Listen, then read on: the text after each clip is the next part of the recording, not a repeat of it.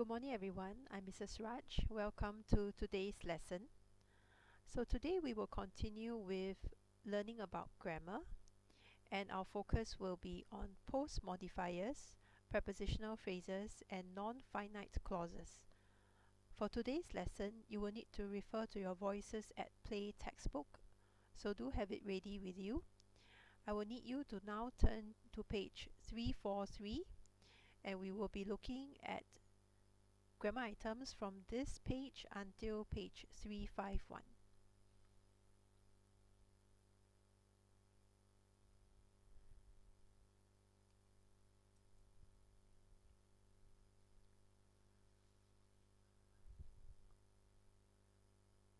So you can see that we are going to focus on these two features of personal recounts. Okay, the first of which is postmodifiers. So what are postmodifiers? Postmodifiers are words to provide additional information about people, places, or things, right? And within postmodifiers, there are two categories of words that we will be looking at, and they are called prepositional phrases and non-finite participle clause. The next thing that we'll be looking at is connectors. Okay, so what are connectors? Connectors are words to show chronological order and relationship between ideas. So I believe yesterday you learned quite a bit about connectors. So today we will focus more on postmodifiers. So in personal recounts, postmodifiers like prepositional phrases and non-finite clauses are used to provide additional information about the people, places, and things the first-person narrators are describing. So here we have the definition for postmodifiers. Let's take a look at preposition phrases. For example, of time, place, object, subject are phrases in which a preposition is used with other words. For example, the WH clause to help make the events and characters more detailed and vivid. So you have one example given here. It's also found in your textbook from the text Best Breakfast Ever. I saw their tremendous love for each other on that night when my mother made my father a special anniversary breakfast for dinner. So this was taken from paragraph 11. And if you take a look at the words underlined, you have the word on, which is a preposition, and the word when, okay, which is a WH clause. And when combined together, on that night when, it helps the reader understand what is happening in the story, okay, and we will know the characters in a more detailed and vivid way. Okay, so we have one example given here. Now it's your turn, right? What other examples can you find from the other texts in this unit? Okay, so I'll need you to take just 5 minutes and pause the video and look for two more examples similar to the one given here, in which you have a preposition, alright, and a WH clause.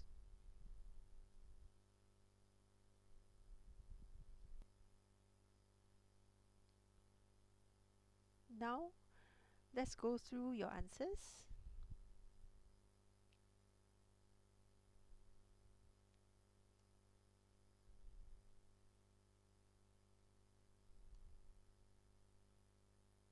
Alright, so from the text sowing the seeds of kindness, you should have found two possible examples. I've listed them here for you. Right, the first one, bestowing the seeds of kindness upon everyone who came his way. You have got a preposition upon and the WH clause who. So this would be one example.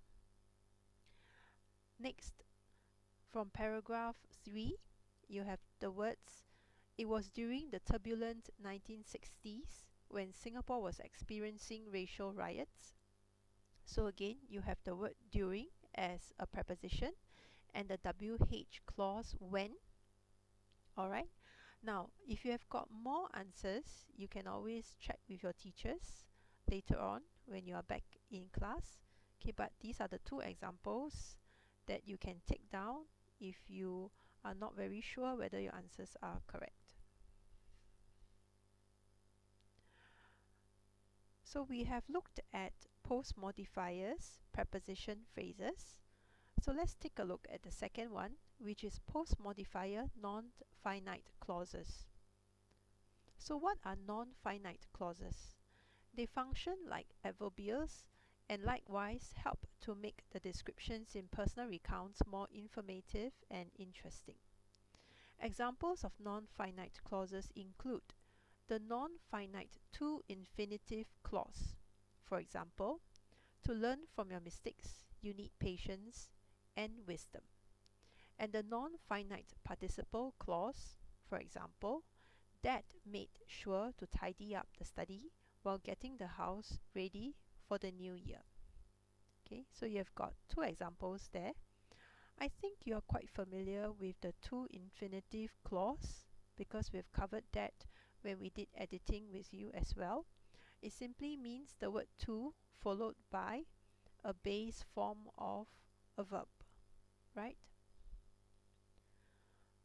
The third point, a non-finite participle clause is formed using a participle, which is a form of a verb that usually ends in ed or ing and functions as an adjective. Okay, so these are the definitions for non-finite clauses. Example given in your textbook from the text Best Breakfast Ever. Mom was already on her way over to the couch to give him a fresh cup of hot coffee. Paragraph 4. So this is an example of a non-finite to infinitive clause with the word to, right? To give him. And it tells us more information about the mother's action. Next example. She bent down and kissed him while whispering in his ear. This is from paragraph 6. And the underlined words while whispering in his ear would be a non-finite participle clause with the ing. Alright? So now it's your turn. What other examples can you find from the other texts in this unit? So likewise, I will give you 5 minutes so you can pause the video here before we go through the answers.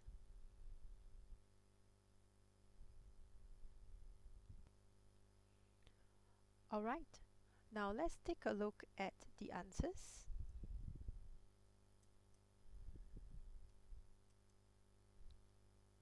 So we have an example from the passage Sowing the Seeds of Kindness. After working under supervision for so long, my father decided to, right? Paragraph 6. So this is an example of the non-finite participle clause with the ing. Another example from the text A Tiger in the Kitchen. She would routinely rise in the early hours of the morning to fire up the charcoal stove. Paragraph 3. So this is an example of the non-finite to infinitive clause.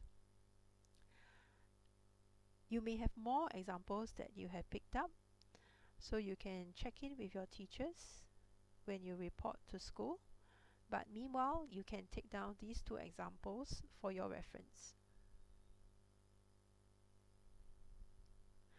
Next, we are going to look at connectors to show chronological order and relationship between ideas. So connectors help to show the relationship between ideas. A text with connectors is easy to understand because its parts are connected in a clear way. Adverbials of time can be used as connectors within sentences, between sentences, and between paragraphs, and help to answer questions such as how, when, where. In Unit 2, you learned that adverbials of time help to link and sequence actions, events in personal recounts. Examples of adverbials of time can include tomorrow, later, since, always. See Unit 2 if you need a reminder. So we have an example here from our textbook. From the text, Best Breakfast Ever. Honey, I just need a 30-minute nap and then I'll get ready and we will go out to eat. Paragraph 3. Okay, so the underlined word then indicates the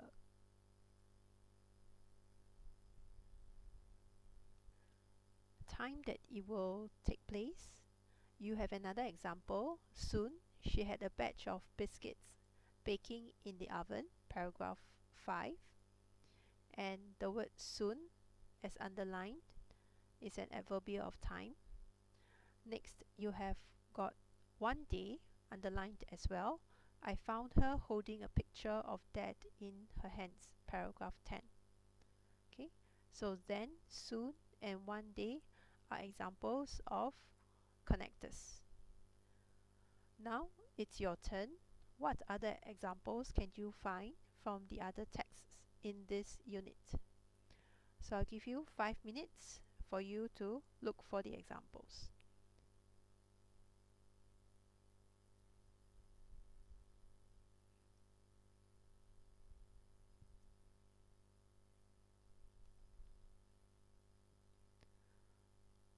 Alright, now the suggested answers, examples from the text, a tiger in the kitchen, and then when I was 11 she died. Paragraph 7. So then is a connector, an adverbial of time. Cooking, I thought, could always come later. So later, underlined, is an example of a connector, adverbial of time, from paragraph 7. Okay, so you can take down these two examples and check in with your teachers if you have other possible answers.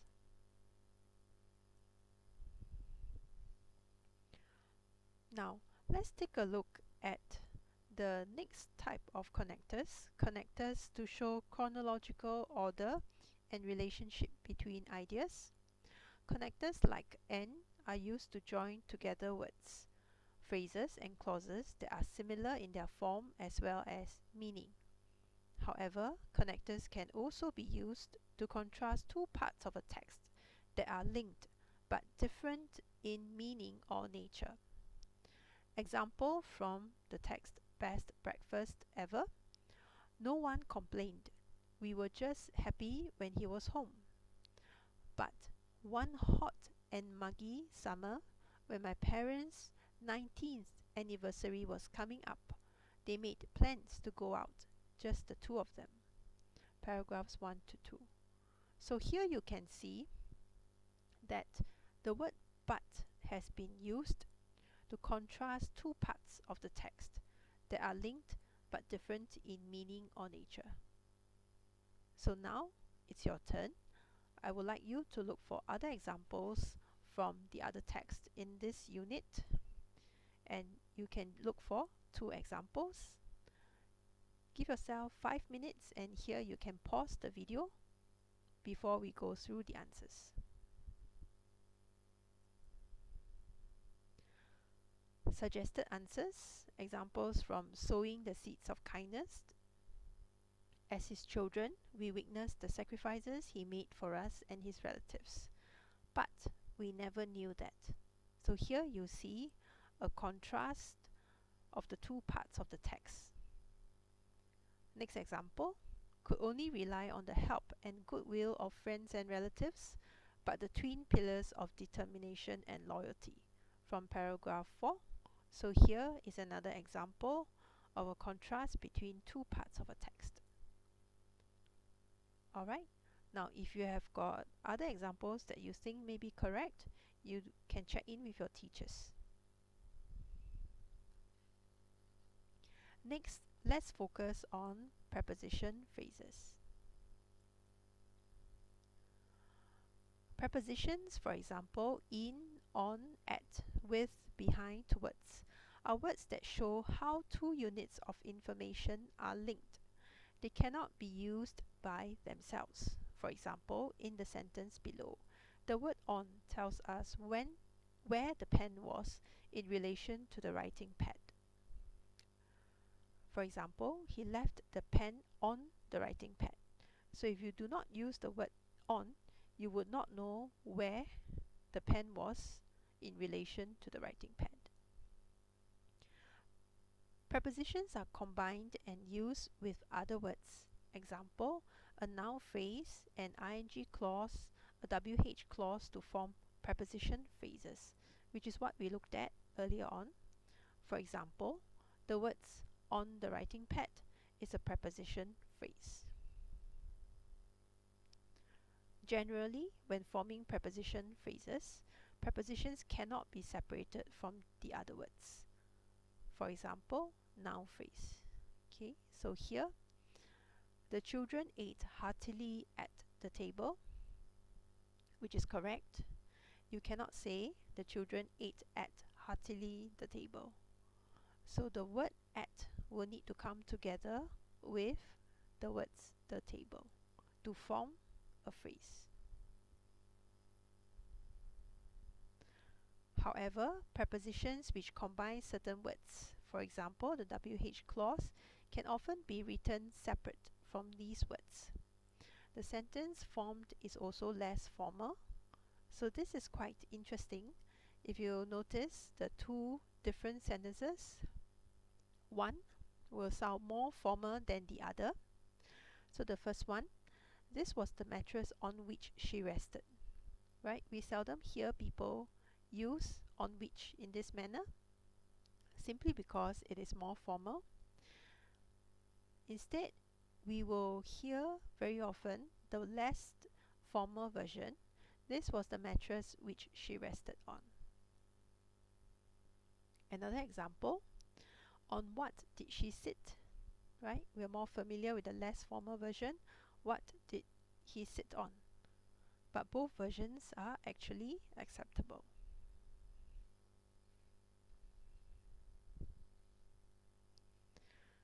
We use preposition phrases to help make the events and characters in personal recounts more detailed and vivid.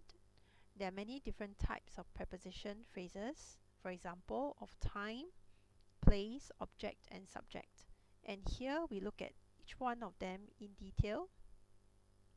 The first one, preposition phrase of time. Purpose, to describe a point in time. So for example, my sister decided at the age of 45. So you have a preposition at and the WH clause when she is at the height of their career to leave a secure job and become an entrepreneur. Next, preposition phrase of place, to describe a particular place or location. We used to see teenagers hanging out at the shopping mall near where we lived, right? So you have the preposition near with the WH clause where, and it tells you where the shopping mall is. Preposition phrase of object, to describe the object of a sentence. Lucy has a spare room at her flat that she uses either as a study or as a room for guests when they visit. So you have got the words that, as, and when put together as preposition phrase of object to describe the object. Next, preposition phrase of subject, to describe the subject of a sentence. Darren, right, which is the subject, along with the other firemen, breathed a sigh of relief when he heard that there were no casualties from the fire. So the preposition along together with the WH clause when.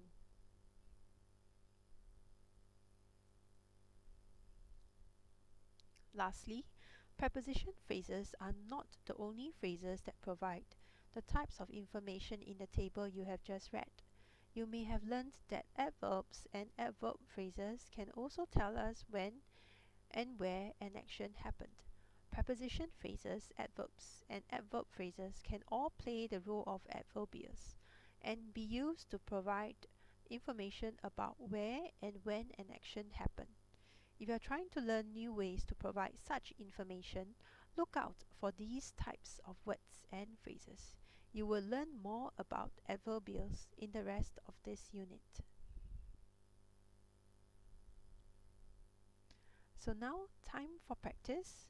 I will need you to complete your textbook Voices at Play, Task A, Task B, and Task C on pages 348 to 349. Alright, we will go through Task A and Task B at the end of this lesson. For Task C, you will be submitting it to your teacher when you return to school, so please complete Task C as well. So I'll give you about 10 minutes to complete Task A and Task B, right? And another 15 minutes to complete Task C, so you can pause the video at this point.